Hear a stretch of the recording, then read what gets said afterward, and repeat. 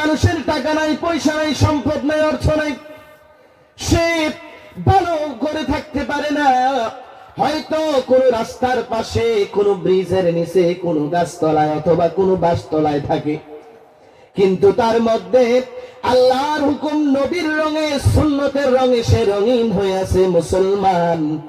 তার দাম আল্লাহর কাছে যে পরিমাণ আছেন, তুমি যদি 9 স্টার 5 স্টার হোটেলের মধ্যে থাকো, আল্লাহর হুকুম যদি তোমার মধ্যে বিদ্যমান না থাকে, তাহলে ওই রাস্তার মধ্যে থাকনেওয়ালা মুমিনের মতন দাম আল্লাহর কাছে তোমার নাই, ঠিক কিনা?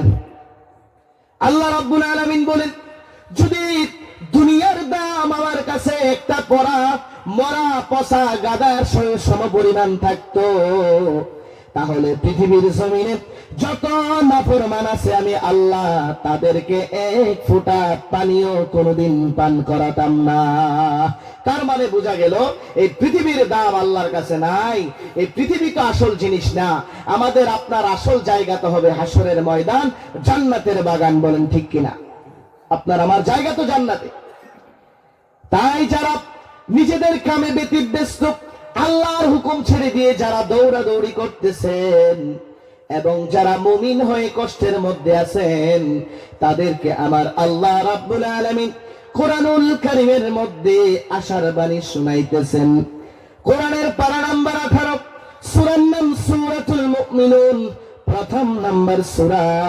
আল্লাহ তাআলা বলেন, কদ আফলাহাল মুমিনুন, মুমিনরাই হলো সফল কাম, মুমিনরাই হলো সফল কাম, মুমিনরাই সফলতা অর্জন করতে পেরেছেন। আল্লাহ রাব্বুল আলামিন এই কথা বলেন নাই যে মুমিনরা সফল হবে, আল্লাহ তাআলা বলেন মুমিনরাই সফল হয়ে গেছে, মুমিনরা সফল হয়ে গেছে। কিন্তু সফলতা অর্জন করতে যদি চাও, মুমিন যদি তুমি হও, মুমিন হওয়ার পর তোমার কিছু কাজ বাকি আছে, কাজ আছে। এই কোরআন শরীফের মধ্যে সূরাতুল মুমিনুনের প্রথম 7টা আয়াতের মধ্যে আল্লাহ তাআলা 7টা গুণের কথা বলেছেন। কয়টা?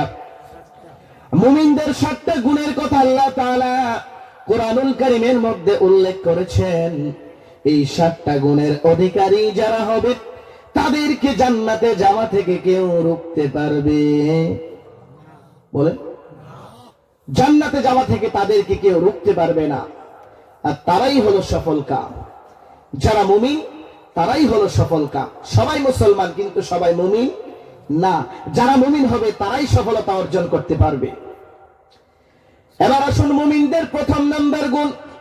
আল্লাহ রাব্বুল আলামিন বলেন, আল্লাযীনা হুম ফি সালাতিহিম খাশিউন। আল্লাহু আকবার। আল্লাহ রাব্বুল আলামিন কোরআনের মধ্যে বলতেছেন, মুমিন যারা হবে তাদের প্রথম নাম্বার গুণ হবে তারা তাদের নামাজের মধ্যে বিনয়ী হবে। কি হবে? বিনয়ী হবে। তারা তাদের নামাজের মধ্যে বিনয়ী হবে, নম্র হবে। অনেক মানুষ আছে মুরুখ যেভাবে ধান খায় সেইভাবে নামাজ পড়ে, ঠিক কিনা? মুরুখ যেভাবে ধান খায় এইভাবে টপ টপ সেজদা দেয়, রুকু দেয়।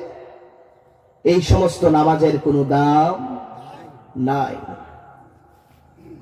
নামাজ পড়তে হবে নামাজের মতো বিনয়ের সাথে, আবেগের সাথে, মনোযোগের সাথে নামাজটাকে আদায় করতে হবে। যদি নামাজের মধ্যে নম্রতা না থাকে, নামাজের মধ্যে স্থিরতা না থাকে, বিনয় না থাকে, আবেগ না থাকে, ধ্যান যদি আপনার না থাকে, কিয়ামত পর্যন্ত নামাজ পড়তে পারবেন বান্দারে, এই নামাজ আপনার কোনোদিন কোনো কাজে আসবে না। এবার আপনাদের মনে প্রশ্ন জাগতে পারে, হুজুর কিভাবে আমরা নামাজের মধ্যে স্থিরতা নিয়ে আসবো, বিনয় নিয়ে আসবো, নম্রতা নিয়ে আসবো, আবেগ নিয়ে আসবো?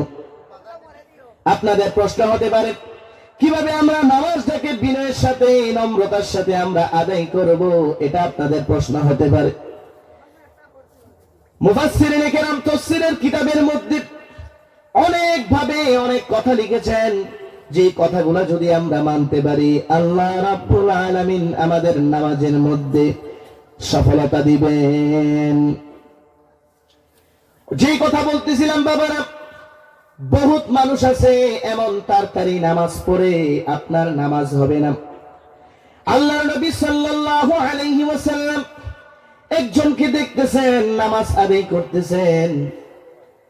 রাসূল আরবি সাল্লাল্লাহু আলাইহি ওয়াসাল্লাম তাকে বললেন, সল্লি, তোমার নামাজ হয় নাই, ফা ইন্নাকা লাম তুসাল্লি, তুমি আবার নামাজ পড়ো। তিনি আবার নামাজ পড়লেন। আল্লাহ নবী বললেন, সল্লি ফা ইন্নাকা লাম তুসাল্লি, তোমার নামাজ হয় নাই, তুমি আবার নামাজ পড়ো। তিনি বললেন, ইয়া রাসূলুল্লাহ, আমি নামাজ পড়তে জানি না, আপনি আমাকে নামাজ শিখিয়ে দেন। রাসূল আরবি সাল্লাল্লাহু আলাইহি ওয়াসাল্লাম ফরমান, সাল্লু কামা রাআইতুমুনি উসাল্লি, তোমরা আমাকে যেইভাবে নামাজ পড়তে দেখছো সেইভাবে তোমরা নামাজ আদায় করো। তোমরা আমাকে যেইভাবে নামাজ আদায় করতে দেখেছো সেইভাবে তোমরা নামাজটাকে আদায় করো। সাহাবী নামাজ পড়তেছে, আল্লাহ নবী বলেন, সাল্লি ফা ইন্নাকা লাম তুসাল্লি, তোমার নামাজ হয় নাই, তুমি আবার নামাজ পড়ো। এবার সাহাবী বললেন, ইয়া রাসূলুল্লাহ, নামাজ আমি পড়তে জানি না, আপনি আমাকে নামাজ পড়া শিখিয়ে দেন। তারপর নবীজি নামাজ পড়িয়ে শিখিয়ে দিলেন। তারপর সাহাবী নবীজিকে দেখে নামাজ আদায় করেন। বর্তমানে আমরা যারা মুসল্লি আছি, কয়জন এখানে মুসল্লি আছি বুকে হাত দিয়ে বলেন যে আমরা আমাদের ইমাম সাহেবকে বলেছি, ও ইমাম সাহেব, আপনি আমার নামাজটা একটু দেখেন রাসূলের নামাজের মতো হয় কিনা। আপনি আমার সূরা ফাতিহাটাকে দেখেন, আপনি আমার ওযুটা দেখেন, আমি যে ওযু করলাম আমার ওযু হয় কিনা। আপনি আমার নামাজটাকে দেখেন, আপনি আমার রুকু দেখেন, সিজদা দেখেন। এই কথা কোন ইমাম সাহেবের কাছে কোন মুসল্লি বলেছেন আমার জানা নাই।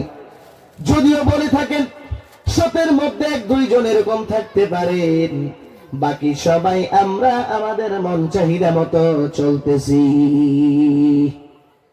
আপনার আমার নামাজ হবে না যতক্ষণ পর্যন্ত রাসূলের নামাজের সাথে আপনার আমার নামাজ না মিলবে, ততক্ষণ পর্যন্ত আপনার আমার নামাজটা কবুল হবে। বান্দারে, ময়দান মাহশারে রাসূল আরবি সাল্লাল্লাহু আলাইহি ওয়াসাল্লামের আমল নামাকে এক সাইডে রাখা হবে। নবীজি যেইভাবে নামাজ পড়লেন ওই নামাজের স্ট্রাকচারকে এক সাইডে রাখা হবে, আপনার আমার নামাজকে এক সাইডে রাখা হবে। দুইটাকে দাঁড়িপাল্লা করা হবে, রাসূলের নামাজের সাথে রাসূলের নামাজের ঢাইজের সাথে মিলানো হবে। যদি নবীর নামাজের সাথে আমাদের নামাজ না মিলে, তাহলে এই নামাজ পড়ে আমাদের কোনো ফায়দা হবে? কথা কি সবাই বুঝেন? খারাপ লাগে? জিকির করেন, লা ইলাহা, সামনে চলে আসেন, লা ইলাহা, ফাঁকা জায়গাটা ভর্তি করেন, লা ইলাহা, লা ইলাহা, জোরে লা ইলাহা, লা ইলাহা ইল্লাল্লাহু মুহাম্মাদুর রাসূলুল্লাহ সাল্লাল্লাহু আলাইহি ওয়াসাল্লাম। বন্ধুগণ আমার, কোন নামাজের কথা বলেছেন আল্লাহ? কোন নামাজের কথা আল্লাহ বলেছেন? এই নামাজের কথা আল্লাহ তাআলা কোরআনুল কারীমের মধ্যে একবার দুইবার নয় ৮২ বারের উপর বলেছেন। কোন নামাজের কথা আল্লাহ বললেন? আব্দুল কাদের জিলানী রাহমাতুল্লাহি আলাইহি ওনার মুরিদানেরা জিজ্ঞাসা করতেছেন, হযরত আপনি কিভাবে এত বড় মাকাম পেয়েছেন আমাদেরকে বলেন। উনি বললেন, নামাজ পড়ে পড়ে। আপনি কিভাবে নামাজ পড়েন আপনি আমাদেরকে একটু বলেন। আব্দুল কাদের জিলানী রাহমাতুল্লাহি আলাইহি বলতেছেন, তোমরা ভালোভাবে ওযু বানাবে, দৃঢ়তার সাথে আস্তে আস্তে ওযু বানাবে, ওযুর ফরজ সুন্নাত গুলা ভালোভাবে আদায় করবে, তোমাদের প্রত্যেকটা অঙ্গকে তিনবার করে ভালোভাবে তোমরা ধৌত করবে, তারপরে তোমরা নামাজে যাবে। যখন তোমরা নামাজি যাবে তোমাদের দিলের কাইফিয়ত এমন করবে আল্লাহ তোমাকে নামাজ পড়তে দেখতেছে, নচেত তোমাদের দিলের কাইফিয়ত এমন করবে আল্লাহকে তোমরা দেখতেছো, আল্লাহ তোমাদের সামনে আছে। এবার মুরিদানরা বলতেছেন হযরত এমন কাইফিয়ত তো আমাদের দিলের হয় না, যখন আমরা নামাজে দাঁড়াই আমাদের মন চতুর্দিকে চলে যায়, বিভিন্ন জায়গায় চলে যায়, এরকম কোন দিলের কাইফিয়ত আমাদের হয় না। আপনি বলেন আমাদের এরকম কাইফিয়ত কিভাবে তৈরি হবে? তখন আব্দুল কাদের জিলানী রাহমাতুল্লাহি আলাইহি বলেন, তোমরা এটা ধারণা করবে যে তোমাদের সামনে আল্লাহ আছেন, তোমাদের ডান দিকে আছে জান্নাত, বাম দিকে অবস্থিত জাহান্নাম, পেছনে দাঁড়িয়ে আছেন মালাকুল মউত আজরাইল, যে কোনো সময় তোমাদের রূহ নিয়ে যেতে পারে, এবং তোমরা দাঁড়িয়ে আছো ফুলসিরাতের ফুলের উপর। এই কাইফিয়ত যখন তোমার অন্তরের মধ্যে, এই কথাগুলো যখন তোমার দিমাগের মধ্যে নিয়ে আসবে, তখন আর নামাজের মধ্যে তোমাদের মন এদিক সেদিক হবে? বলেন, নামাজের মধ্যে তোমাদের মন এদিক সেদিক হবে না।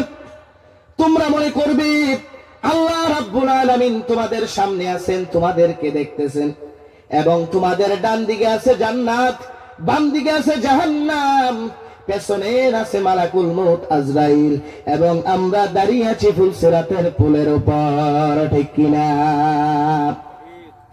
আজ থেকে প্রায় 150 বছর আগের কথা, 150 বছর আগের কথা বলতেছি।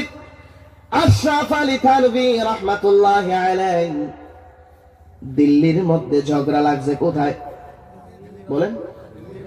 দিল্লি শাহী মসজিদের মধ্যে ইমাম সাহেব নামাজ পড়ালেন। উনি ঘটনাটা কিতাবের মধ্যে লেখেন, আশরাফ আলী থানভী হাকিমুল উম্মত মিজাদ মুজাদ্দিদ মিল্লাত শাহ আশরাফ আলী থানভী রাহমাতুল্লাহি আলাইহি কিতাবের মধ্যে লেখেন, দিল্লির মধ্যে শাহী জামে মসজিদের মধ্যে ঝগড়া এশারের নামাজের পর। একজন মুসল্লি বলতেছেন, হযরত নামাজ আপনার 3 রাকাত হয়েছে। ইমাম সাহেব বলতেছেন, না আমি নামাজ 4 রাকাত পড়েছি। আরেক মুসল্লি বলে, না আপনি 5 রাকাত নামাজ পড়েছেন। এই বলে অনেক জনের মধ্যে ঝগড়া। তারপর ইমাম সাহেব বলতেছেন, না না আমার পুরা নামাজের মধ্যে ধ্যান আছেন, আমি 4 রাকাত এশারের নামাজ পড়িয়েছি।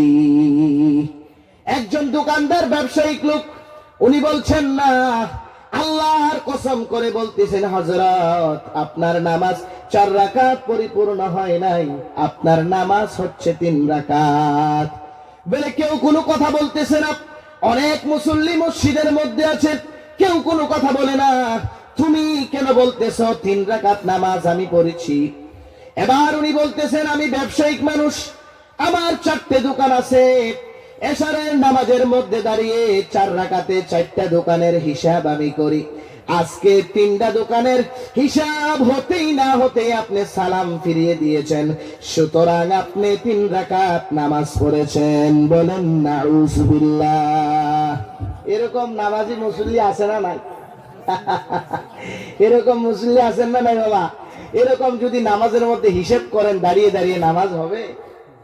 বলেন না। 150 বছর আগের কথা বলতেছি, দিল্লি শাহী মসজিদের মধ্যে ঝগড়া নামাজ নিয়ে। দোকানদার বলতেছেন যে না আপনি 3 রাকাতই পড়ছেন। কিভাবে? বলে আমি 4টা দোকান আছে, 4 রাকাত নামাজের 4 দোকানের হিসাব মিলাই, আজকে মাত্র 3টার হিসাব মিলছে আর 1টার মিলে নাই, তার মানে সুতরাং আপনার নামাজও 3 রাকাত হয়েছে, 4 রাকাত হয়নি। দেখেছেন কত বড় মুসল্লি, কত বড়? এরকম মুসল্লি আমাদের সমাজে আছে না নাই? অনেকে আছে নামাজের মধ্যে দাঁড়িয়ে মসজিদের ছাদের দিকে তাকায়, কত সুন্দর আমাদের মসজিদ, এত সুন্দর মসজিদ আমার নজরে আর পড়ে না। যারা কাম করেছে খুব উন্নত মানের কাজ, কে জানি কাজ করেছেন, টাকা দিয়েছেন, আল্লাহ তাদেরকে সওয়াব দান করুক। ওই দিক দিয়ে তার 4 রাকাত নামাজ হয়েছে, 2.5 রাকাত তার ধ্যান আছে না নাই?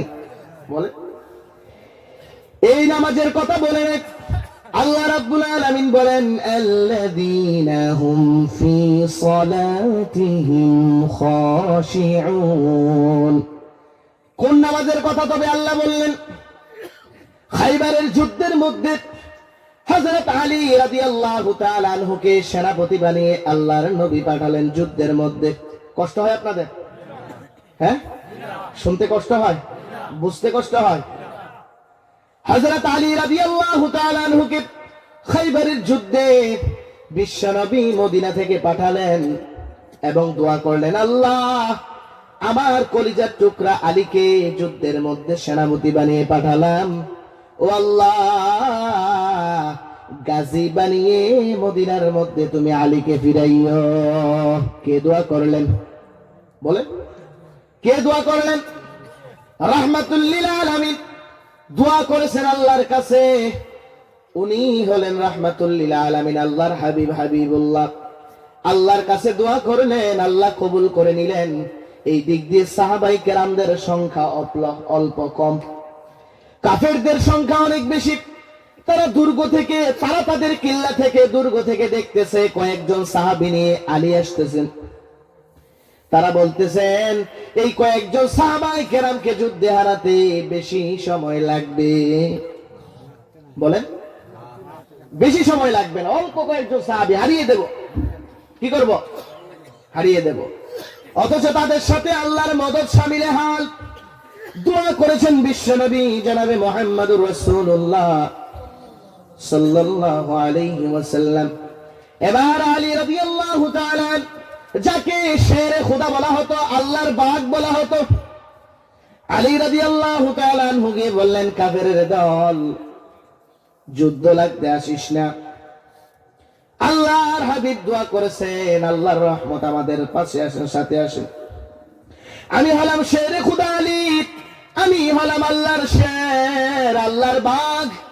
অতএব তোমরা আমার সাথে যুদ্ধ করতে আসো না। উদ্দেশ্য রাখবো না, একদম সাইজ করে নেব। আলী যখন এইভাবে ধমক মারলেন, কাফেরদের মধ্যে কম্পন সৃষ্টি হয়ে গেলেন। তারা তাদের দুর্গ থেকে বেরিয়ে আসছে না, তারা তাদের দুর্গ থেকে তীর মারতেছেন। আলী রাদিয়াল্লাহু তাআলা আনহু একটা গাছের ডাল নিলেন, ডাল দিয়ে তাদের তীরকে ফিরাচ্ছেন, ডাল দিয়ে তীর ফিরাচ্ছেন। তীর ফিরাতে ফিরাতে ডালটা চালনির মতো হয়ে গেলেন। আলী রাদিয়াল্লাহু তাআলা আনহু ডালটাকে ছিটকে ফেলে দিলেন। এটা দিয়ে আর কাজ হয় না, এরকম ভাবে চতুর্দিক দিয়ে তীর বর্ষা মারতেছেন। আলী রাদিয়াল্লাহু তাআলা আনহু এবার গাছটাকে যখন ডিল মেরে ফেলে দিলেন, কাফেরের দলেরা বলতেছে এখন আর মুসলমানদেরকে বিজয়ী করতে বেশিক্ষণ সময় লাগবে না, কারণ আলীকে আমরা নরম করে ফেলেছি। আলী রাদিয়াল্লাহু তাআলা আনহু একটা দৌড় মারলেন। তাদের দুর্গের সামনে, তাদের কেল্লার সামনে একটা গেট ছিল, গেট ছিল লোহার গেট। ওই গেটের মধ্যে 30টা কবজা লাগানো ছিল। কয়টা? সবাই বলেন কয়টা? 30টা কবজা লাগানো ছিল। একটা দুইটা না, একটা লোহার গেটের মধ্যে যদি 30টা কবজা লাগানো থাকে, ওই গেটটার ওজন কেমন হবে? আলী রাদিয়াল্লাহু তাআলা বিশ্বনবী দোয়া করলেন, আল্লাহর বাগ আলী রাদিয়াল্লাহু তাআলা আনহু ওই গেটের কাছে গেলেন। গেটটাকে এমন ভাবে ধরলেন যেমন ছোট গাছ থেকে গাছের একটা ডালা পারলেন। আলী রাদিয়াল্লাহু তাআলা আনহু তাল পাতার মতন 30টা কবজাওয়ালা গেটকে ছিটকি মেরে খুলে ফেললেন। আল্লাহু আকবার। ছিটকি মেরে খুলে ফেললেন। খুলে আবার হাতের মধ্যে নিয়ে লাগতেছেন। কাফেররা দুর্গ থেকে বিভিন্ন কায়দায় তীর মারতেছেন, আলী এটা দিয়ে ফিরাইতেছেন। কয়েকজন কাফের ছিল তীক্ষ্ণ বুদ্ধিওয়ালা, ওরা বলতেছেন নিচের দিক দিয়ে ফাঁকা, নিচের দিক দিয়ে তীর মার। নিচের দিক দিয়ে যখন তীর মারলো, একটা তীর এসে আলীর হাঁটুর নিচে লাগলেন, লেগে হাঁটুর এই দিক থেকে ছিদ্র হয়ে ওই দিক থেকে বেরিয়ে যায়। তীরটা বের হয়নি, মাঝামাঝি এসে তীরটা আটকে এসে। এবার কাফেররা যখন দেখলো আলীর পায়ের মধ্যে তীর আটকে আছেন, এবার সবাই আনন্দে উল্লাসে বলতেছেন, যদি আলীকে হারাতে পারি তাহলে সাহাবীরা যারা এসে ওদেরকে মুহূর্তের মধ্যে আমরা হারিয়ে দেব। আলী রাদিয়াল্লাহু তাআলা আনহু বলতেছেন, ও কাফেরের দল, একটা তীর আমার পায়ের মধ্যে লাগছে, তার জন্য তোমরা এত আনন্দ উল্লাস করতেছো। শুনে রাখো, যতক্ষণ পর্যন্ত তোমাদের তীর আমার বুকের এই পাশে লেগে ওই পাশ দিয়ে না বেরোবে, ততক্ষণ পর্যন্ত আমি আলীকে তোমরা নরম করতে পারবে না। আল্লাহু আকবার। ততক্ষণ পর্যন্ত তোমরা আমি আলীকে নরম করতে পারবে না, যতক্ষণ পর্যন্ত তোমরা আমার বুকের এই পাশ দিয়ে তীর মারবে, ওই পাশ দিয়ে না বের করবে, ততক্ষণ পর্যন্ত আমি আলীকে তোমরা নরম করতে পারবে না। তারপর আলী যুদ্ধ শুরু করলেন পুরা দমে। তাদেরকে যখন আঘাত শুরু করলেন, কিছুক্ষণ তারা টিকতে পারলো না। আলীর আঘাত পেয়ে তারা মুহূর্তের মধ্যে সবাই ভেগে গেল, ইসলামের বিজয় হয়ে গেলেন। বলেন সুবহানাল্লাহ। এবার যখন এই তীর পায়ের মধ্যে নিয়ে হযরত আলী মদিনার মধ্যে গাজী হয়ে ফিরলেন, যখন যুদ্ধের মধ্যে বিজয় লাভ করলেন, মদিনার মধ্যে যখন ফিরে গেলেন, বিশ্বনবী জনাবে মুহাম্মদুর রাসূলুল্লাহ উনি দেখেন আলীর পায়ের মধ্যে একটা তীর লেগে আছে, রক্ত পড়তেছেন। সাহাবাই কেরামদেরকে বলে, সাহাবীরা রে, আবার আলীর পায়ের মধ্যে যেই তীর লেগেছে, তোমরা কি তীরটা দেখো নাই? তোমরা কেন তীরটা ছোটাও নাই? সাহাবাই কেরাম বলে, আলীর পা থেকে তীর ছুটানোর মতো সাহস আমাদের কারোর হয় নাই। বিশ্বনবী জনাবে মুহাম্মদুর রাসূলুল্লাহ বলেন, সাহাবীরা রে, আমার আলী যতক্ষণ এই দুনিয়ার জমিনে থাকবেন, ততক্ষণ পর্যন্ত আলীর পা থেকে তোমরা তীর খুলতে পারবে না। সাহাবাই কেরাম এবার বলতেছেন, আলী কি তাহলে ইন্তেকাল করলে এই তীরটা খুলবো? নবীজি বলেন, না না, আমার আলী যখন নামাজের মধ্যে দাঁড়াইবে, তখন তোমরা আলীর পা থেকে তীরটা খুলে নিবা। কারণ আমার আলী যখন উজু করে তার চেহারাটা আল্লাহর ভয়ে হলুদ বর্ণ হয়ে যায়। আলী যখন উজু করে তার চেহারাটা আল্লাহর ভয়ে হলুদ বর্ণ হয়ে যায়। আলী যখন উজু করে তার চেহারাটা আল্লাহর ভয়ে বিবর্ণ হয়ে যায়। আলী যখন নামাজে দাঁড়ায়, দুনিয়ার জমিনে আলীর কোনো মন থাকে না, দুনিয়ার কোনো চিন্তা আলীর মধ্যে থাকে না। আলীর মন সব আল্লাহর দরবারে চলে যায়, আলীর মন দুনিয়াতে থাকে না। ও সাহাবীরা রে, আলী যখন নামাজে দাঁড়াইবে, তোমরা আলীর পা থেকে তীরটা খুলে নিবা। কারণ আলী যখন নামাজের মধ্যে দাঁড়ায়, আলী তখন দুনিয়ার মধ্যে থাকে না। আল্লাহু আকবার। এই নামাজের কথাই আল্লাহ কোরআনের মধ্যে বলতেছেন, قد أفلح المؤمنون الذين هم في صلاتهم خاشعون। এই নামাজের কথাই আল্লাহ বলতেছেন, যেই নামাজের মধ্যে দাঁড়াইলে আপনার মন আর দুনিয়ার জমিনে থাকবে না, আল্লাহর দরবারে চলে যাবে, ওই নামাজের কথা বললেন। মুসলমান, আজকের দিনে আমরা নামাজে খেয়ে দাঁড়াইলে ব্যবসা বাণিজ্যের কথা চিন্তা করি, হিসাবের কথা চিন্তা করি, নানান ধরনের সমস্যা আমাদের মাথার মধ্যে চলে আসে। বোঝা যায় আমাদের নামাজের মধ্যে মন নাই। আমরা আল্লাহকে দেখানোর জন্য নামাজ পড়ি না, আল্লাহকে খুশি করার জন্য নামাজ পড়ি না। আমরা শুধুমাত্র নামাজ পড়ি মানুষকে দেখানোর উদ্দেশ্যে, ঠিক কিনা? এবার আলী রাদিয়াল্লাহু তাআলা আনহু যখন নামাজে দাঁড়ালেন, সাহাবাই কেরাম অনেক চেষ্টা করতেছেন, তীর পা থেকে খোলা যায় না, কারণ তীরটা পায়ের মধ্যে অনেক দিন আটকে আছেন, যায় না। একজন সাহাবী ছিলেন খুব পেহেলওয়ান, সে তার মারির দাঁত দিয়ে, ডান সাইডের মারির দাঁত দিয়ে তীরটাকে কামড়ে খোলার চেষ্টা করলেন সামনে দিয়ে। তার মারির 6টা দাঁত পড়ে গেল, আলীর পায়ের তীর খুলতে পারে নাই। তারপরে 5-7 জন সাহাবী একসাথে পেছন দিয়ে যখন টান মারলেন, আলীর পা থেকে তীর খুলে আসলেন। আলী রাদিয়াল্লাহু তাআলা আনহু নামাজ পড়ে দেখে পায়ের মধ্যে তীর নাই। জিজ্ঞাসা করতেছে, সাহাবীরা রে, আমার পা থেকে তীর তোমরা কখন খুললে? বলেন, আপনি যখন নামাজে ছিলেন আলী, তখন আপনার পা থেকে আমরা তীর খুললাম। আলী রাদিয়াল্লাহু তাআলা আনহু বলেন, যে আল্লাহ আমাকে বানাইলেন, ওই আল্লাহর কসম করে বলি সাহাবীরা, আমার পা থেকে তোমরা তীর খুলেছো, আমি আলী একটু পর্যন্ত ব্যথা অনুভব করি নাই। আল্লাহ রাব্বুল আলামিন বলেন, আল্লাযীনা হুম ফি সালাতিহিম খাশিউন, নামাজের মধ্যে বিনয়ী হতে হবে। এই নামাজের কথা আল্লাহ বললেন, এই নামাজের কথা বললেন, হিসাবওয়ালা নামাজের কথা আল্লাহ বলেন নাই। নামাজের মধ্যে বিনয়ী হও। কেমন নামাজ? কেমন নামাজ? যেই নামাজ হযরত আলী রাদিয়াল্লাহু তাআলা আনহু পড়েছেন। কথা কি বুঝাতে পারলাম আপনাদের? এই আয়াতের তাফসীর কি আমরা বুঝছেন আপনারা? এই আয়াতের তাফসীর আপনারা বুঝেছেন? আলহামদুলিল্লাহ। তারপরে আয়াতে আল্লাহ রাব্বুল আলামিন বলতেছেন, মুমিনের প্রথম নাম্বার গুণ হলো মুমিনরা তাদের নামাজের মধ্যে বিনয়ী হবে।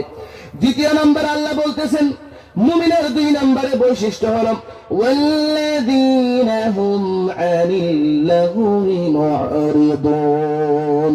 আল্লাহু আকবার। মুমিনরা অনর্থক কাজকর্ম করবে না, মুমিনরা অনর্থক কথাবার্তা বলবে না, তারা তাদের জবানকে অনর্থক লাড়বে না, তারা কোনোদিন অনর্থক কাজ করবে না।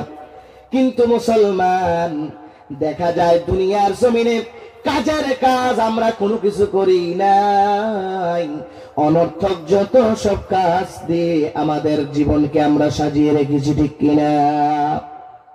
কাজের কাজ আমরা কোনো কিছু করি না। অনর্থক কাজ কোনটা? যেই কাজ করলে দুনিয়ারও কোনো ফায়দা হয় না, আখিরাতেরও কোনো ফায়দা হয়। অনর্থক কোন কাজ বুঝাতে পেরেছি আপনাদের? অনর্থক ওই কাজকে বলা হয় যেই কাজ করলে দুনিয়ারও কোনো ফায়দা হয় না, আখিরাতেরও কোনো ফায়দা হয়। যেই কথা বললে দুনিয়ার কোনো ফায়দা হয় না, আখিরাতেরও কোনো ফায়দা হয় না, ওইটা হলো অনর্থক কথা, ঠিক কিনা? আল্লাহর নবী সাল্লাল্লাহু আলাইহি ওয়াসাল্লাম ফরমান, 2টা জিনিসের গ্যারান্টি বান্দারে তোমরা আমাকে দাও, আমি নবী তোমাদেরকে জান্নাতের গ্যারান্টি দিলাম। 1 নাম্বার হলো 2 চোয়ালের মাঝখান, 2 নাম্বার হলো 2 ঠোঁটের মাঝখান। এই 2টা জিনিসের গ্যারান্টি তোমরা আমাকে দাও, আমি নবী তোমাদেরকে জান্নাতের গ্যারান্টি দিলাম। কিন্তু বর্তমানে আমাদের কাজকর্ম, এই বাড়ির ঘটনা ওই বাড়িতে, ওই বাড়ির ঝগড়া ওই বাড়িতে, বেহুদা যত সব কাজ কারবার, আমাদের জবানকে বেহুদা চালানোর কারণে সমাজের মধ্যে বিবাদ লাগে, ঠিক কিনা? ভাই ভাইয়ের মধ্যে মিল নাই, চাচা ভাতিজার মধ্যে মিল নাই, আত্মীয় স্বজনের মধ্যে মিল নাই, স্বামী স্ত্রীর মধ্যে কোনো মিল নাই, কারণ আমাদের সংসারের মধ্যে বেহুদা কাজকর্ম কথা ঢুকে গেছে, ঠিক কিনা? এটা কোনো মুমিনের বৈশিষ্ট্য বা সিফত হতে পারে না। মুমিনরা সবসময় কাজের কর্মের কথা বলবে, বেহুদা কোনো কথা বলবে না, বেহুদা কোনো কাজ করবে না, সবসময় কাজ করবে।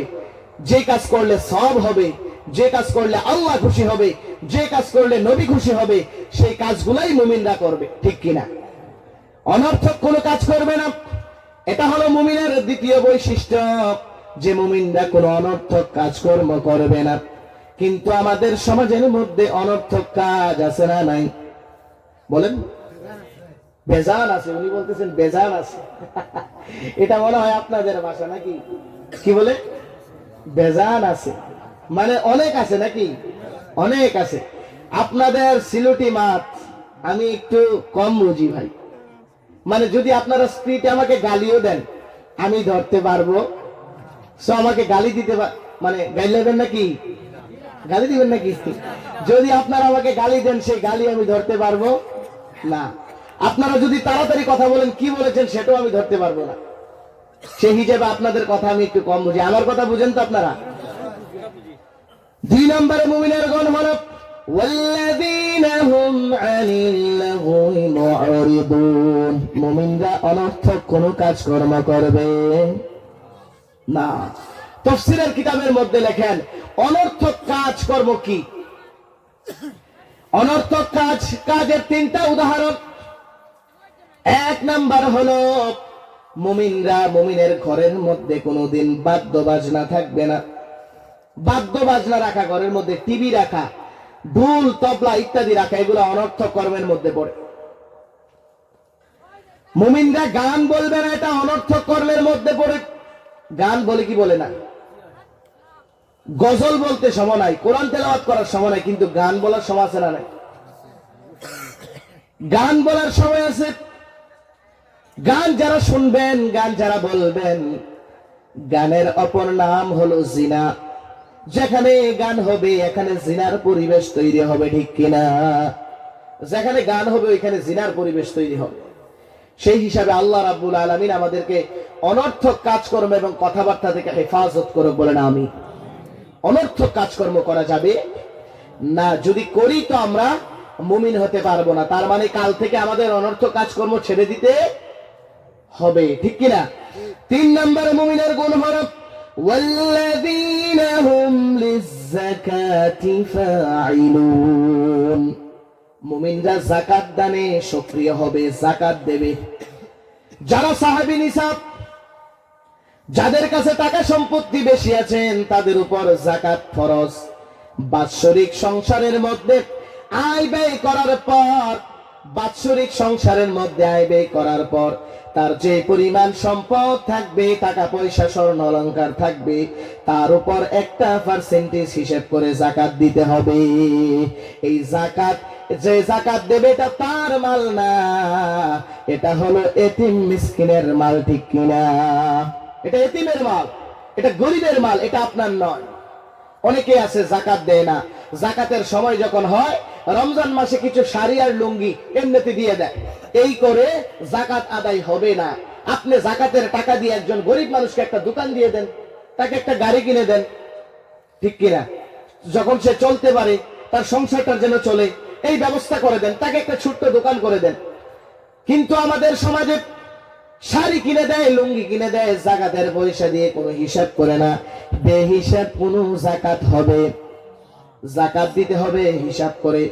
আর যদি আপনি পূর্ণাঙ্গভাবে যাকাত আদায় না করেন, তাহলে যে পরিমাণ সম্পদ আপনি দুনিয়ার জমিনে আল্লাহর হুকুমে জমাইলেন, একটা সময় আপনার সম্পদ দুনিয়াতে অবশিষ্ট থাকবে না। এটা হতে পারে আপনার হায়াতে কিংবা আপনার সন্তানের হায়াতে, ঠিক কিনা? যদি আপনারা সম্পদকে আপনি স্থায়ী করতে চান, আপনি অবশ্যই আপনার সম্পদের উপর যাকাত দিতে। মুসা কালিমুল্লাহ আল্লাহর পয়গম্বর যাকাত দেওয়ার জন্য বলেছিলেন কারুনকে। কাকে? বর্তমান পৃথিবীর জমিনে যারা ধনাঢ্য ব্যক্তি আছে, টাটা, আম্বানি, বিল গেটস যারা আছে, তাদের সম্পত্তিকে যদি একত্রিত করা হয়, কারুনের যে সম্পত্তি ছিল, তৎকালীন সময়ে কারুনের 20 ভাগের 1 ভাগ সম্পত্তিও তাদের হবে না। আল্লাহর পক্ষ থেকে ইলহাম চলে আসলো, মুসা কালিমুল্লাহ আল্লাহর পয়গম্বর, উনি কারুনের কাছে যাকাত চাইলেন, তার সম্পদের যাকাত চাইলেন, আল্লাহর হুকুমে যাকাত চাইলেন যে কারুন, তোমার উপর যাকাত ফরজ হয়েছে, তুমি যাকাত দাও। কারুন বলেন, আমার যেই সম্পদ, তোমার আল্লাহ সেই সম্পদ আমাকে দেয় নাই। বলেন নাউযুবিল্লাহ। আল্লাহ রাব্বুল আলামিন অনেক বান্দাদেরকে সম্পদ দিয়ে পরীক্ষা করেন, আবার অনেক বান্দাদেরকে সম্পদ নিয়ে, গরিবত্ব দিয়ে পরীক্ষা করেন, ঠিক কিনা? আল্লাহ রাব্বুল আলামিন দেখতে চাই বান্দার যখন অনেক টাকা পয়সা হবে, আমি আল্লাহকে ভুলে যাই কিনা। আর যখন আমার বান্দা গরিব হয়ে যাবে, গরিব অবস্থায় আমি আল্লাহকে গালি দেয় কিনা। এই দুইটা জিনিস আল্লাহ দেখতে চায়। কারণ কি আল্লাহ তাআলা পরীক্ষা করার জন্য সম্পদ দিয়েছিলেন, সম্পদের মালিক বানিয়েছিলেন। কারুনকে যখন বলল যাকাত দাও, কারুন বললেন না, তোমার আল্লাহ আমাকে সম্পদ দেয় নাই, আমি যাকাত দেব না। মুসা আল্লাহর পয়গম্বর চলে আসলেন। কারুন, মনোযোগ সহকারে শুনেন, আপনারা কথা বলতেছেন কেন? এই দেখুন, আমি এখানে তাফসীর করছি আর আপনারা কথা বলতেছেন। কোরআনের ক্লাসটা কোনো সাধারণ ক্লাস নয়, এই কোরআন কোনো সাধারণ কিতাব নয়, ঠিক কিনা? এই কোরআনের এক একটা আয়াত যখন নবীজির উপর নাজিল হতো, নবীজির উপর যখন নাজিল হতো, ওনার কাঁপুনি দিয়ে, ঝাঁকুনি দিয়ে জ্বর এসে যেত, বাও জ্বর এসে যেত, জ্বর। আর আপনারা এটাকে সাধারণ মনে করেন। এই মাহফিলের নাম হলো তাফসিরুল কোরআন মাহফিল। কোরআনের তাফসীর হচ্ছে, এখানে এক একটা লাইন ধরে তাফসীর করতেছি আর আপনারা বোঝানোর জন্য ব্যাখ্যা করতেছি আর কি। আর আপনারা এদিক সেদিক কথা বলতেছেন, কথা বলবেন না কেউ, কথা বলবেন না কেউ। এদিকে দেখেন, সবাই এদিকে দেখেন, ক্লাস বুঝেন, এটা একটা ক্লাস, বুঝেন।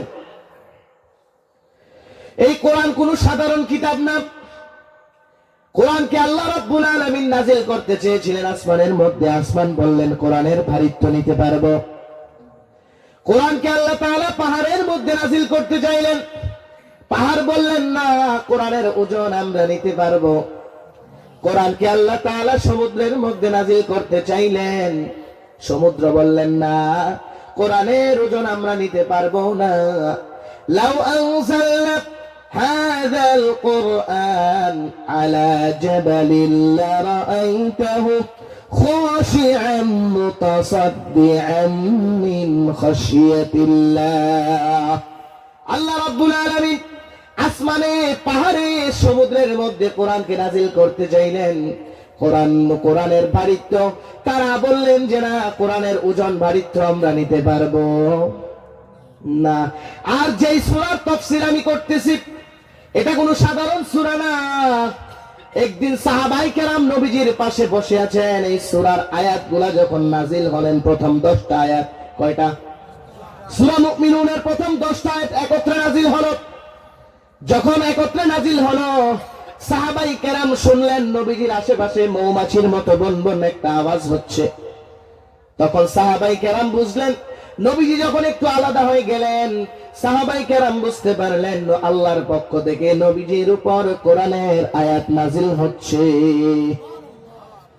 এবার যখন 10টা আয়াত নাজিল হলো, আল্লাহর নবী সাহাবায়ে কেরামদের মধ্যে চলে আসলেন। সাহাবায়ে কেরাম জিজ্ঞাসা করলেন, আল্লাহর নবী ফরমান, সাহাবীরা রে, এখন এই মাত্র এই মুহূর্তে আমার উপর 10টা আয়াত নাজিল হয়েছে সূরাতুল মুমিনুনের। এই আয়াতগুলোর উপর যারা আমল করবে সাহাবীরা, আমি নবীজি বলতেছি তারা জান্নাতে যাবে। এগুলো কোনো সাধারণ আয়াত না, সূরাতুল মুমিনুন। আল্লাহর নবী ফরমান, যারা এই আয়াতগুলোর উপর আমল করবে তারা জান্নাতে যাবে, তাদেরকে জান্নাতে যাওয়ার পথ থেকে কেউ ফিরাতে পারবে। আয়েশা রাদিয়াল্লাহু তাআলা আনহাকে জিজ্ঞাসা করলেন সাহাবীরা এসে, যে নবীজির জীবন চরিত্র কেমন ছিল।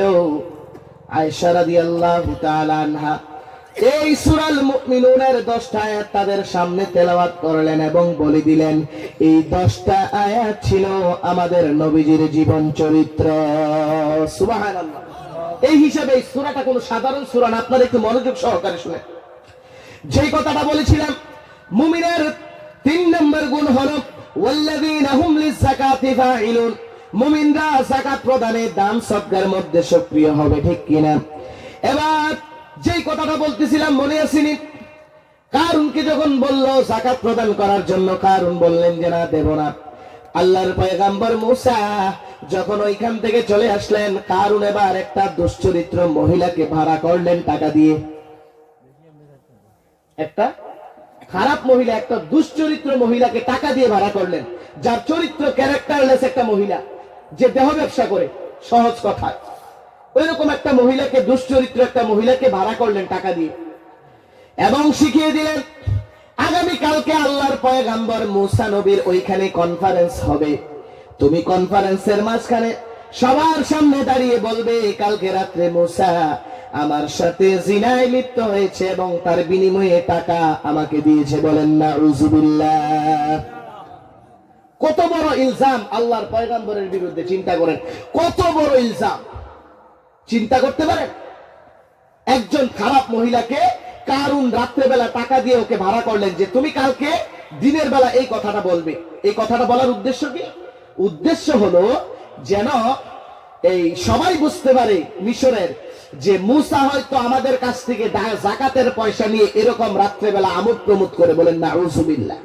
এই কথাটা প্রমাণ করার জন্য এই কারুনে এই বুদ্ধিটা করলেন। এবার মহিলা পরের দিন চলে আসলেন। আল্লাহর পয়গম্বর নবীরা হলেন মাসুম, মূসা নবী, উনি ভাষণ দিতেছেন। মহিলা 3 বার উঠলেন এই কথাটা বলার জন্য, 3 বার তার জবান আল্লাহ তাআলা বন্ধ করে দিলেন। আল্লাহু আকবার। যে আল্লাহ জবান দিয়ে কথা বলাতে পারেন, সেই আল্লাহ জবান বন্ধ করতে পারেন কি পারেন না? বলেন, পারেন কি পারেন না? যে আল্লাহ জবানের জবান দিতে জানে সে আল্লাহ জবানকে নিতেও। ওই মহিলার জবান বন্ধ হয়ে গেল।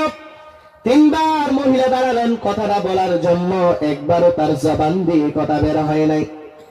চতুর্থবারের বেলা মহিলা মনে মনে ভাবলেন, আল্লাহর নবীর ব্যাপারে এত বড় মিথ্যা কথা আমি বলবো না, আমি সত্য কথা বলে দেব। যখন মহিলা মনে মনে এই সিদ্ধান্ত করলেন আমি সত্য কথা বলে দেব, এই সিদ্ধান্ত করার পর আল্লাহ তাআলা পুনরায় মহিলার জবান খুলে দিলেন। আল্লাহু আকবার। আপনারা কি আল্লাহু আকবার বলতে জানেন না? মহিলার জবানকে আল্লাহ খুলে দিলেন। এবার মহিলা সবার সামনে দাঁড়িয়ে বলতেছেন, লা ইলাহা ইল্লাল্লাহ মুসা কালিমুল্লাহ। এটা হলো মুসা নবীর কালিমা। এবার বলতেছেন, আল্লাহর পয়গম্বর মুসা কালকে রাত্রেবেলা কারণ আমার কাছে গিয়েছিলেন, এই টাকাগুলা আমাকে দিলেন এবং বললেন আপনার বিরুদ্ধে সবার সামনে এই কথাটা বলার জন্য। মুসা নবী ছিল একটু তোতলা, ওনার শরীরের মধ্যে ছিল রাগ, প্রচুর রাগ ছিলেন। উনি ওনার রাগ সহ্য করতে পারে নাই, ওনার রাগকে উনি দমন করতে পারে নাই। এই কথা যখন বললেন, মুসা নবী স্টেজ থেকে নেমে চলে আসলেন আর মাটিকে বললেন, মাটি কারুনকে ধর। মাটি যখন কারুনকে খপ করে ধরলেন, কারুন মনে করতেছে ওর সাথে দুষ্টামি করতেছে, ফাইজলামি করতেছে। আসলে না না, যখন কারুনের কোমর পর্যন্ত ডেবে গেছে, যখন কারুনের কোমর পর্যন্ত ডেবে গেছে, এবার কারুন বলতেছে, ও আল্লাহর পয়গম্বর মুসা, আমি তোমার আল্লাহর নামে যাকাত দেব। মুসা বলতেছেন, না না, এখন আর যাকাত দেওয়ার কোনো সুযোগ নাই। আস্তে আস্তে তার গলা পর্যন্ত ডেবে গেল। সে অনেক ভাবে আল্লাহর পয়গম্বর মুসার কাছে কাকুতি মিনতি করলো, কোনো কাজ হয় নাই। কারণ জমিনের মধ্যে তার সম্পদ সহ ডুবে গেল। আল্লাহু আকবার। যে আল্লাহ সম্পদ দিতে জানে সে আল্লাহ সম্পদ আবার নিতেও। সম্পদ সহ ডুবে গেল। শুধু তাই নয়, কিতাবের মধ্যে লেখেন আজকের দিন পর্যন্ত কারণ তার সম্পদ সহ জমিনের নিচে ডাবতেছে, আজকের দিন পর্যন্ত ডাবতেছে। অতএব সম্পদ যাদের হয়েছে, যাদের সম্পদ হয়েছে, যারা সাহেব নিসাব, তারা অবশ্যই যাকাত আদায় করত। তারা অবশ্যই বৎসরে একটা হিসাব করে যাকাত আদায় করত।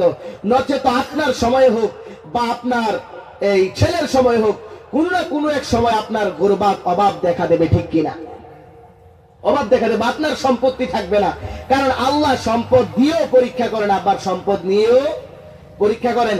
আল্লাহ সম্পদ দিয়ে এটা পরীক্ষা করেন যে বান্দা সম্পদ পাওয়ার পর আমি আল্লাহকে ভুলে যাই কিনা। আবার সম্পদ নিয়ে এটা পরীক্ষা করেন যে বান্দা আমি যখন তাকে গুরবাত দেই সে আমাকে গালি দেয় কিনা। আল্লাহ এটা পরীক্ষা করেন, আল্লাহ এটা পরীক্ষা করেন। অতএব মুমিন বান্দার 3 নম্বরের গুণ হলো তারা যাকাত দানে সক্রিয় হবে। তারা যাকাত দানে সক্রিয় হবে, তারা অবশ্যই যাকাত দেবে। আল্লাহ রাব্বুল আলামিন বলেন, ওয়াল্লাযীনা হুম লিয-যাকাতি ফাইলুন। মুমিন ব্যক্তির, মুমিন বান্দার 3 নাম্বার বৈশিষ্ট্য হলো মুমিনরা যাকাত প্রদানে সক্রিয় হবে, ঠিক কিনা? 4 নম্বরে মুমিনের বৈশিষ্ট্য হলো ওয়াল্লাযীনা হুম লিফুরুজিহিম হাফিযুন। 4 নম্বরে মুমিনের বৈশিষ্ট্য হলো তারা তাদের লজ্জা স্থানকে হেফাজত করবে।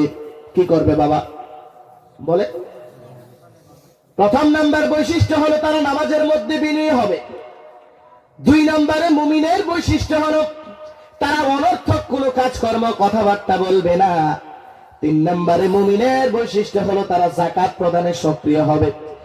4 নম্বরে মুমিনের বৈশিষ্ট্য হলো ওয়াল্লাযীনা হুম লিফুরুজিহিম হাফিযুন। তারা তাদের লজ্জা স্থানকে হেফাজত করবে।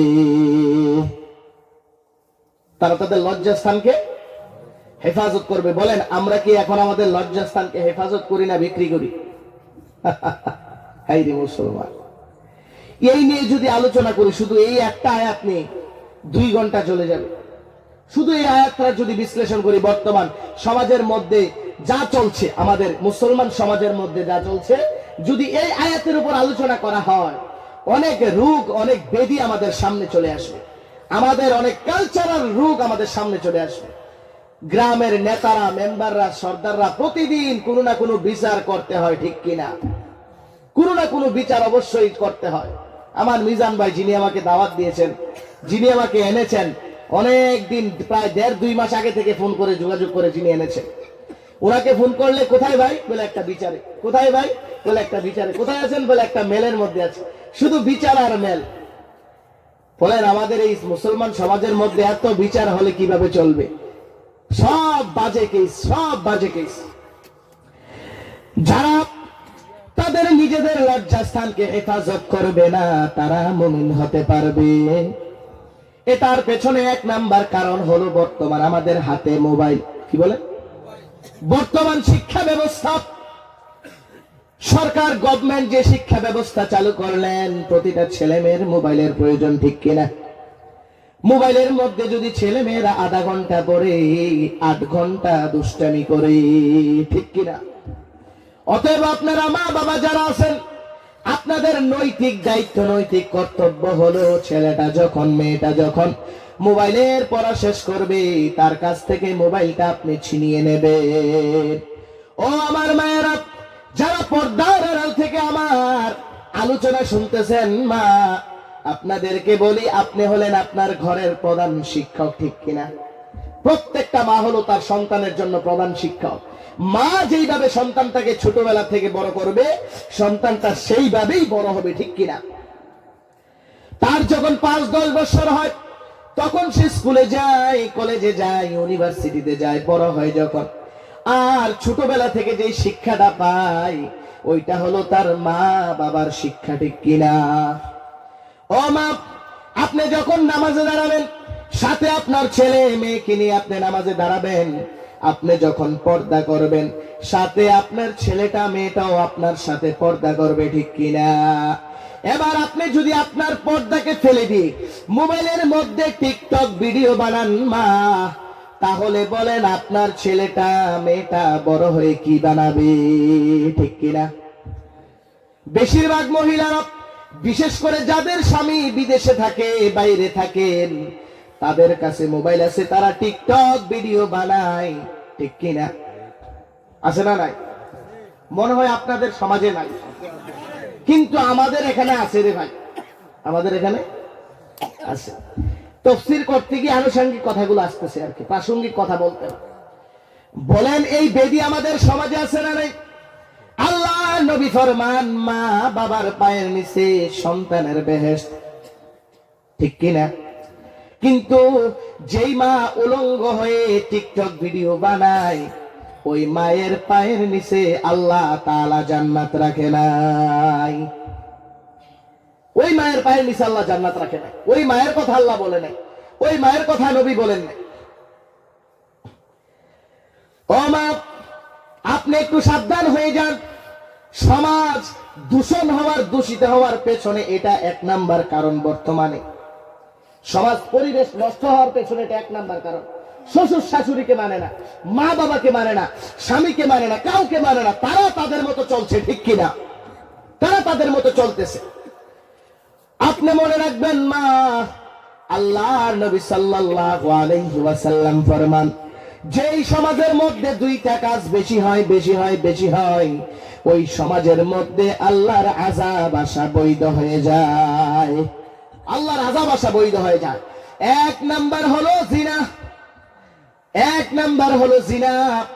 জিনা আমাদের সমাজে বর্তমানে এত বেশি হয়ে গেছে, ঠিক কিনা?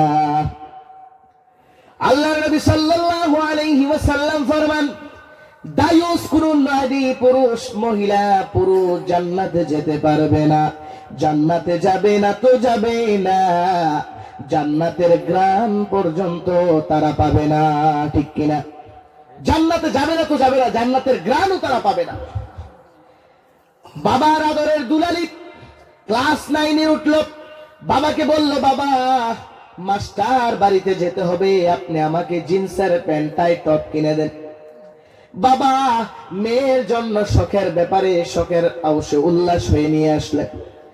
মেয়েটা আবার পরে রাস্তা দিয়ে প্রাইভেটে যায়। এলাকার বকাটে ছেলেরা মেয়েটার দিকে চাই, মেয়েটা ছেলেদেরকে তার নিজের দিকে আকৃষ্ট করে, আবার ছেলেরাও তার দিকে আকৃষ্ট হয়।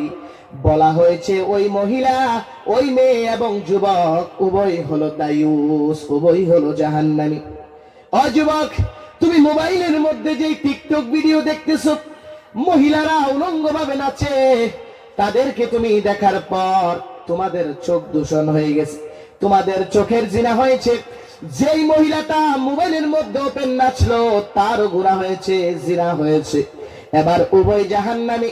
আল্লাহর নবী বলেন তারা জান্নাতে যাবে না তো যাবে না, জান্নাতের সুঘ্রাণ পর্যন্ত তারা পাবে না, ঠিক কিনা? জান্নাতের সুগন্ধ পর্যন্ত তারা পাবে না। তারা হলেন দায়ুস, তারা হলে দায়ুস। যেই জান্নাতের গন্ধ 500 বছরের দূরত্ব রাস্তা থেকে পাওয়া যায়, ওই জান্নাতের গ্রাম তারা পাবে না। চিন্তা করে। গতিকে আমাদের সমাজটাকে আমরাই পরিশুদ্ধ করতে হবে, ঠিক কিনা? আল্লাহর নবী ফরমান, যে সমাজের মধ্যে 2টা কাজ বেশি হবে, ওই সমাজে আল্লাহর আযাব আসা বৈধ হয়ে যায়। 1 নাম্বার হলো জিনা, 2 নাম্বার হলো সুদ। 2 নাম্বার কি? এই ব্যাপারে হয়তো আলোচনা করবেন মুফতি আব্দুল বাসির সাহেব, আমার বিষয় না, এটা আমার চ্যাপ্টার না। এই 2টা কাজ যখন বেশি হবে, সমাজের মধ্যে আল্লাহর আযাব আশাকে কেউ ধরে রাখতে পারবে বলে? তাই আমাদের এই সমাজের মধ্যে অজস্র অসংখ্য জিনা চলছে। চোখের জিনা চলে, মোবাইলের মধ্যে দেখি চোখের জিনা চলে, হাত দিয়ে খারাপ কিছু ইশারা করি হাতের জিনা হয়, পা দিয়ে খারাপ জায়গায় যাই পায়ের জিনা হয়, দিমাগ দিয়ে খারাপ কিছু চিন্তা করি দিমাগের জিনা হয়। এরকম ভাবে পুরা দেহটা আমাদের জিনায় ভরে গেছে, ঠিক কিনা? আল্লাহ আমাদেরকে হেফাজত করুক, বলেন আমিন। অথচ আল্লাহ রাব্বুল আলামিন বলতেছেন মুমিনের 4র্থতম গুণ, ওয়াল্লাযীনা হুম লিফুরুজিহিম হাফিযুন। মুমিনের 4 নাম্বার বৈশিষ্ট্য হলো মুমিনরা তারা তাদের লজ্জাস্থানকে হেফাজত করবে, ঠিক কিনা? আমার মায়েরা বোনেরা, আপনার স্বামী বিদেশের জমিনে থাকে, টাকা উপার্জন করে আপনার ভালোর জন্য, আপনাকে সুখে শান্তিতে রাখার জন্য আপনার স্বামী বিদেশের জমিনে টাকা পয়সা কামায়। আপনার স্বামী বাড়িতে থাকতে পারে না, আপনি এই সুযোগের সদ্ব্যবহার করলেন। পাশের বাড়ির আপনার চাচাতো ভাই খালাতো ভাইকে আপনি ফোন মেরে নিয়ে আসলেন আপনার কাছে, সারা রাত আমোদ প্রমোদ করলেন, কেউ আপনাকে দেখে নাই। মা, আপনি মনে রাখবেন আল্লাহর চোখ থেকে আপনি আড়াল হতে পারেন নাই। আমার আল্লাহ দেখে কি দেখে না? বলেন, আমার আল্লাহ দেখে কি দেখে না?